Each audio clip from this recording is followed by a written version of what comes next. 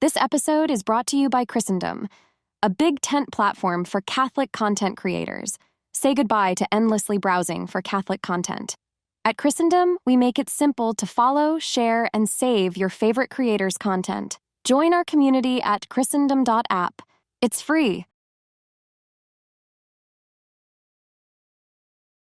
Hello, everyone. I am John Allen, and this is Last Week in the Church, the show where we call the fruits. That's actually a mixed metaphor, but whatever. Where we sift through the news from the past week on the Vatican and Global Church Beat and try to bring you the highlights. This week, as opposed to our normal potpourri of various storylines, we have what I'm calling our Synod special. Pope Francis's long-running Synod of Bishops on Synodality wrapped up over the weekend. And so we're going to do a sort of deep dive trying to figure out the main takeaways. We're going to begin with the big picture, two observations that I think are reasonably objective about this Synod. Then we will dive into where the flashpoints were. We will look at the accusation that there was a stacked deck in this Synod. And finally, we'll try to analyze and explain how it ended the way it did. All of that and more is waiting for you on this very special edition of Last Week in the Church. So please do not go anywhere. Do not change that dial, because I will be right back. All right, everybody. Happy Tuesday to you. Happy Tuesday, October 29th. We are poised this week between two events, both of which, in a sense, are about consultation of the people, right? A week from today, we will have the election in the United States. But over the weekend, we wrapped up the Synod of Bishops on Synodality, which was the fruit of a 3-year program of trying to take the temperature of the Catholic Church around the world. It's been described as the most massive consultation exercise in human history. And so, obviously, it is well worth a look. So this week, we're going to try to figure out sort of what the big picture significance of the Synod was. We'll try to dive into where some of the fault lines, some of the disagreements within the Synod were. We'll look at the charge that has been around from the beginning of this process, so that this was a stacked deck, which all along was therefore designed and destined to produce a skewed product. And then finally, we'll try to figure out how the Synod reached the somewhat improbable conclusion that it actually did. All right, so let us dive in. I'm going to begin today with two big picture facts about this Synod of Bishops. And when I use the word facts, that's deliberate. I do not intend these as what? As perspectives or opinions, bits of analysis, exercises in punditry, a sort of, brilliant form of bloviation. None of that. This is intended to be a strictly factual observation about the recently concluded Synod, two of them, in fact. So we begin with this. This Synod did not trigger any earthquakes. I believe that's a factual statement. You will, of course, remember that 3 years ago, when this process began, and repeatedly along the way, there were predictions, excited, fervent, enthusiastic predictions in some quarters, dark, alarmist, hand-wringing, Sturm und Drang, angst-ridden predictions in other quarters, but nevertheless, predictions that this Synod was going to produce radical changes in the Catholic Church. There are some who believed that the end game was to give us, for instance, women clergy, certainly women deacons, maybe even opening the door to women priests. Some believed it was going to mark a radical expansion of the Church's outreach to the LGBTQ plus community, certainly including the blessing of same-sex unions, perhaps even more broadly than that, legitimizing, in some sense, on a moral level, those unions. And others believed it was also going to give us a significant expansion of married priests in the Catholic Church. And there was a basis to speculate on each of those points. But in the end, none of those things happened. None of them. Okay? The final document of this synod, the 51-page document that was released Saturday night, never even mentions the LGBTQ plus community, doesn't use that term, also doesn't use the word gay. It never mentions married priests, doesn't even deal with it. And as far as the women deacons issue goes, it does mention it, but only to say that this question remains open and it needs more discernment.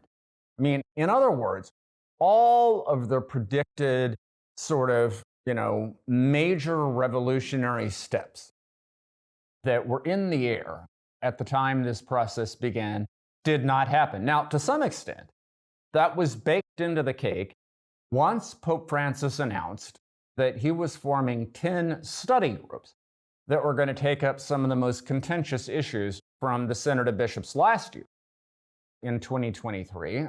And he gave these study groups a deadline of June 2025 to report to him, which obviously meant they were not going to be resolved at the Synod. But, theoretically, Synod participants could have said,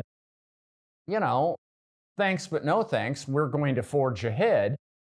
They could have rammed through conclusions on all of these issues. Now, that doesn't mean the Pope was obliged to act on them, but nevertheless, they could have at least used this Synod as a platform to issue clarion calls for change. They did not do that, okay? And therefore, the Synod, to some extent, ended with a whimper rather than a bang. Certainly, it was a softer landing than many people had anticipated. And this leads us to our second fact, which is obviously related, which is, as opposed to certain other synods of bishops in the Pope Francis era, nobody is leaving Rome mad this time. After the contentious synods of bishops on the family in 2014, 2015, there was a great deal of,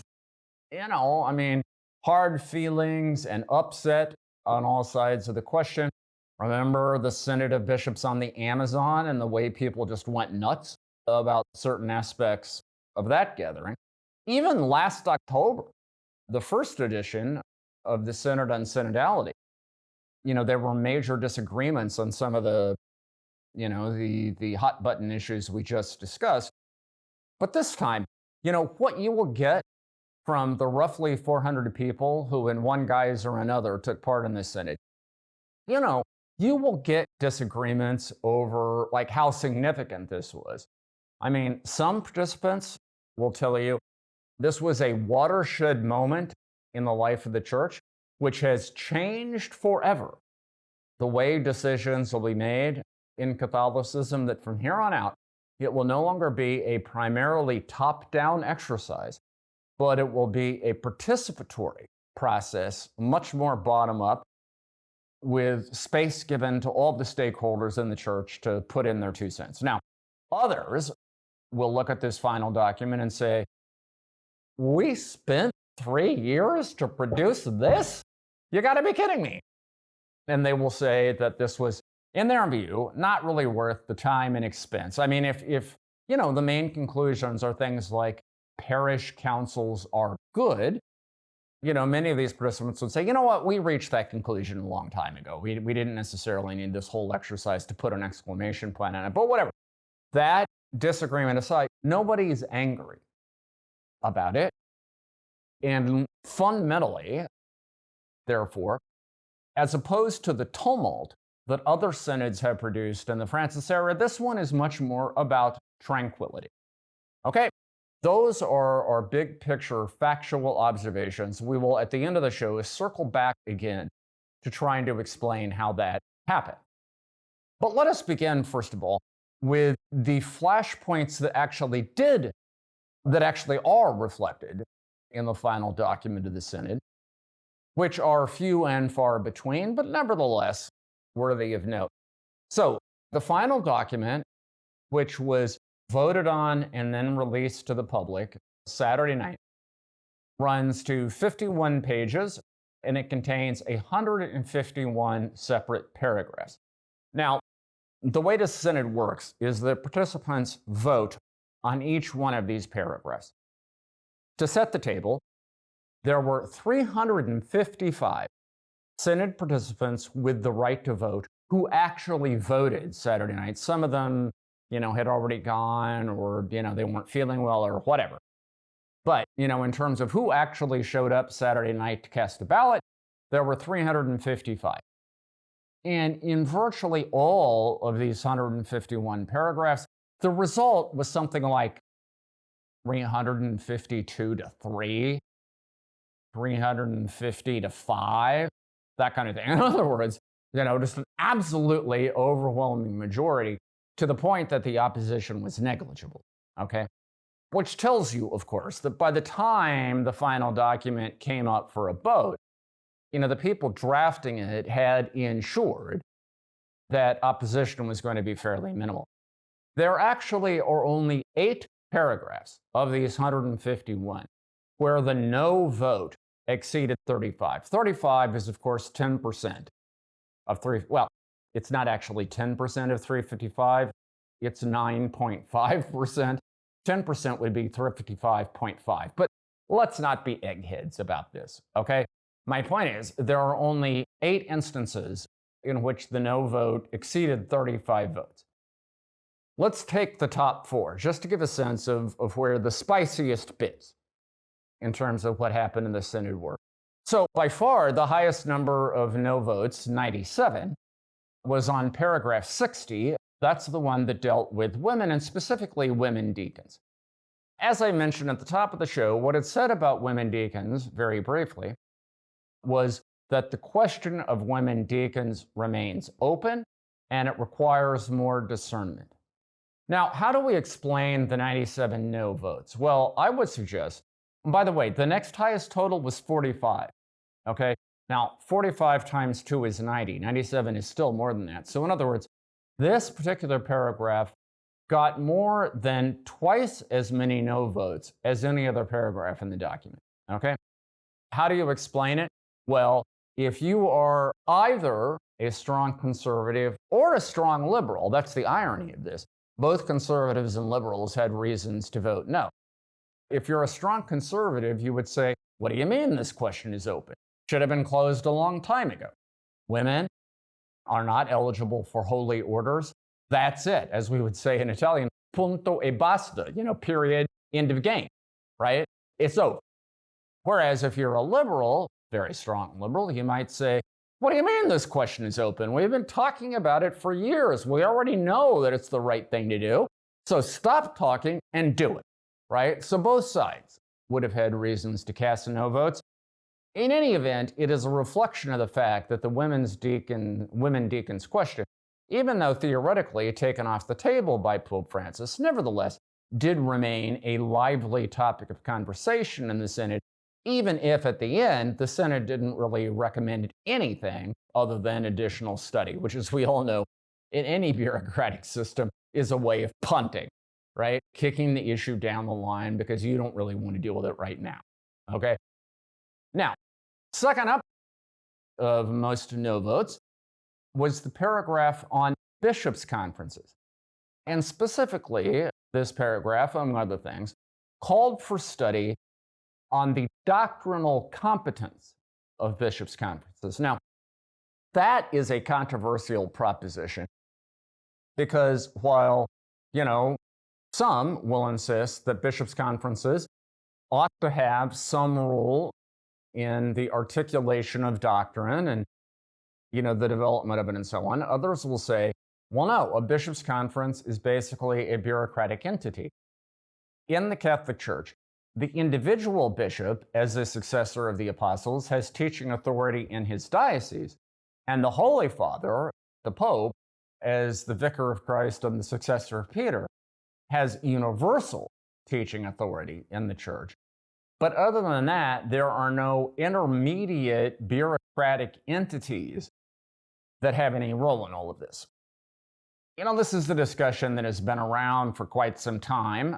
In the late 1990s, under Pope John Paul II and with then Cardinal Joseph Ratzinger at the Congregation for the Doctrine of the Faith, the Vatican put out a couple of documents, Apostolos Suos and Ad Tuendum Fidem, which essentially said bishops' conferences have no doctrinal authority at all, no teaching authority at all. So the Synod was to some extent revisiting that finding, and that probably would help to explain why there was some controversy about even acknowledging the conversation about doctrinal authority for a bishop, doctrinal competence rather, for a bishop's conference in the concluding document. All right. Third, in terms of the register of no votes, was a paragraph in the final document that deals with liturgy. Basically, this paragraph said that we ought to reevaluate Catholic liturgy, that is Catholic worship, with an eye towards making it more synodal, reflecting the spirit of synodality. Now, if you're like me, your first reaction to that might have been, what exactly does that mean? Okay, what does a synodal liturgy look like? But presumably what it means is liturgies that are more enculturated, that is more open to incorporating the rites and the vocabulary and the gestures of individual cultures around the world. So becoming, a little bit more diverse, a little bit more specific to local situations, rather than this sort of cookie cutter, one size fits all approach. Now, the reason this would attract some no votes is there certainly are a lot of people in the Catholic world who would worry that that kind of language is a prescription for smuggling things into the liturgy that they don't really feel belong there. I mean, do you remember the fracas over the Pachamama during the Synod for the Amazon, this little figurine, pagan, deity who was pregnant, sort of symbolized life and so on, that was included in a couple of ceremonies in the Vatican and was installed in a Roman church during the Synod on the Amazon, and people would pray in front of it and so on. This made a lot of people nuts. And I suppose on this paragraph, people who voted no saw shades of the Pachamama controversy and basically were trying to say, we don't want that again. All right. And then finally, the paragraph that attracted the fourth most no votes dealt with priestly formation, and at the very end also with the formation of bishops. And, once again suggested that formation needs to become more synodal. Now, once again, you could profitably ask, what exactly does that mean? The paragraph really doesn't answer that question. But, critics might worry that what it means is turning priests and even bishops into no more than like facilitators of, a consultative process rather than leaders in their own right, and particularly that's a concern for bishops who are supposed to be successors of the apostles, who are supposed to teach, preach, and govern in the name of the Lord. And, if you're of that mindset, then you don't necessarily want your bishop being like the host of a game show, right? And just keeping the game rolling, but not really determining the outcome himself, okay? So that might explain why there were, 40 no votes on this particular program. All right, so that will give you some sense of where the flashpoints were in this Synod. Again, however, I point out that although there were disagreements on these matters, they never became particularly pronounced or protracted. They didn't really generate a great deal of heartburn or anger within the Synod. And, obviously, even the top no vote getter in the Synod, that is the paragraph on women deacons, it still passed with almost 3/4 support of this body, right? So whatever disagreements did exist were relatively contained, relatively mild. All right, this brings us to our second point. Was the deck stacked in this Synod of Bishops from the beginning? That is, more than 3 years ago, there has been a persistent stream of criticism about the Synod on synodality, that its participants lean disproportionately to the left. That is, that what would conventionally be recognized as progressive voices in the Catholic Church are overrepresented. What would conventionally be recognized as conservative voices are underrepresented. Now, look, obviously, we're dealing here in a wild overgeneralization. I mean, to begin with, this whole business of distinguishing people into, or dividing people into liberals and conservatives is an artifact of Western civilization that doesn't work neatly for the more than 2/3 of the Catholic population that does not live in the West, but whatever, okay? Let's just roll with it for the moment. And the question is it true that there was a preponderance of more liberal voices in this synod, and the conservatives, at least to some extent, were underrepresented? I think the only honest answer to that question is, yeah, I mean, in general, that probably is the case. If you talk to anybody who took part in this synod, one of the first things they will tell you is that there was a kind of very strong left-leaning ethos in this group, that you often don't find in other ecclesiastical settings. Now, in terms of explaining this, apparent preponderance of more progressive voices, the cynics, right, and the conspiracy theorists will say, oh, that's because more conservative voices were systematically weeded out, right? They were blocked, they were censured, right? And they would point to things like, advocates of women clergy and LGBTQ plus issues, they had no problem getting to the Synod, but there wasn't a single devotee of the traditional Latin Mass. There were very few pro-lifers. They would point out the word abortion never appears in the final document and things like that, okay, to suggest there was a conscious strategy of squelching their voice. Now, on the other hand, organizers of the Synod will say, hey, we didn't impose any ideological litmus test, right? The composition of the Synod is simply a reflection of the people who showed up, the people who chose to participate. And if these more conservative individuals made the choice not to be part of the process, then it's not on us. Their voice was not as, prominently reflected in the final assembly. Whatever. I mean, the truth of this more liberal ethos is just kind of impossible to deny. I think it became most clear on Thursday, October 24th, when Argentine Cardinal Victor Manuel Fernandez, the Pope's doctrinal czar, held an open meeting with about 100 Synod participants, so basically 1/4 of the full body, to talk about the study group that he's theoretically in charge of, which is, one of the 10 that the Pope set up. This is number 5. It's on forms of ministry. It includes the women deacons issue. There had been a meeting earlier in the Synod on this, but Fernandez didn't show up for that meeting. People got really upset, in part because he sent 2 junior officials that nobody had ever heard of and didn't seem to have the capacity to really engage the issues. So Fernandez did this kiss and make up exercise, right? And said, okay, I'm going to show up and you can talk about whatever you want. The session lasted for an hour and a half. And as opposed to the general veil of secrecy the Vatican imposes on Synod discussions, in this one case, they actually released an audio recording, this hour and a half conversation after the fact. Now, here's what's striking about it.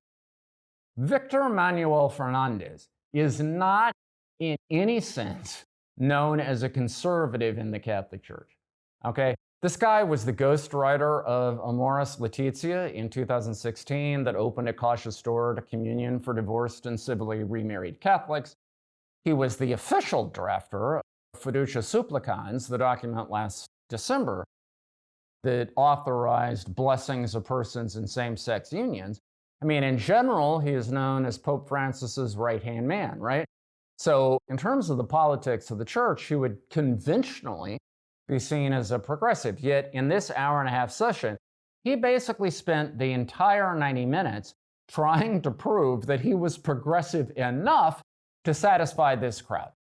There were 12 people along the way who stood up either to ask questions or make comments. All of them clearly came from a somewhat left-wing perspective. One said, hey, how come, this study group is being run by a Vatican department when all the others are independent? This isn't very synodal. One said, how come most of your consultors are Italians? That's not representative. One guy said, what the hell do you mean that the time is not mature to make a decision about women deacons? Said, we've been trying to discern maturity for, 50 years. Like, we could be dealing with this for the rest of our lives if you don't get your act together, and on and on. By the end, Fernandez, who was a little bit on defensive the entire time, said, look, I am not known in the Catholic Church as somebody who's stuck in the Middle Ages. Okay, calm down. I promise you, I have an open heart to see where the Holy Spirit is leading, which is an indication, frankly, of just the temper that existed inside the Synod. So, finally, ladies and gentlemen, we come to this question. If it is true that the Synod of Bishops skewed, ranging from a little bit to a lot, but skewed to the left, and if it was true that there was a lot of momentum to deal with these big picture questions, how do we explain the soft landing that this Synod actually had? How do we explain the clearly compromised nature of this final document, which seemed specifically designed not to offend anyone? And I would suggest, look, part of it may be that the conservative minority in this Synod punched above its weight. Part of it may be that after all these earlier synods, which left people with a bad taste in their mouth, there was simply fighting fatigue. People were tired, internal combat, and were looking for a more pacific ending. But I think a lot of the responsibility has to be given directly to Pope Francis. It was Pope Francis, after all, who took these contentious issues off the table by creating study groups. And it was Pope Francis who, in 1,001 ways, made it clear that he wanted the focus to be on the journey, not the destination. That is, on the process, not on outcomes. Now, in terms of why he did that, look, it may well be that he was, to some extent, haunted by the comparison with the German synodal path, which has forged boldly ahead in adopting positions on very contentious issues and is presently flirting with schism. The Pope is watching that drama in Germany and presumably does not want it for the global church. May well be he's just at a different point in life. He's 87, he's been Pope for 11 years, may not want additional fights at this stage. It also may be that he's looking at the Jubilee next year, the Great Jubilee of Hope, and he doesn't want that to be overshadowed by an internal Catholic civil war. But whatever the explanation, this Pope, who has been such a lightning rod from the very beginning, and who many people repeatedly over the years have accused of being somewhat ideological himself, somewhat divisive himself, in his signature legacy event, has engineered a conclusion that is more open and less divisive than almost any other major moment in those 11 years.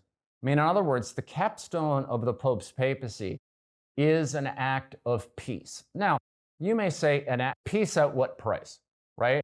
Did we achieve peace by issuing palaver? A document that really doesn't accomplish anything, and that, frankly, the contents of which could have been scripted 3 years ago, before all of this process? Maybe.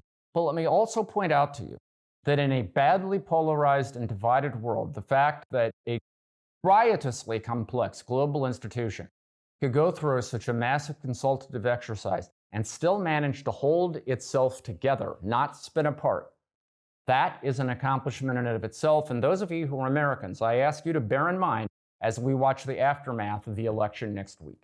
That is our show for this week. You'll find full coverage of all these stories on the Crux site. In the meantime, I will be back here next week. Stay safe, stay healthy, and I will talk to you again very soon.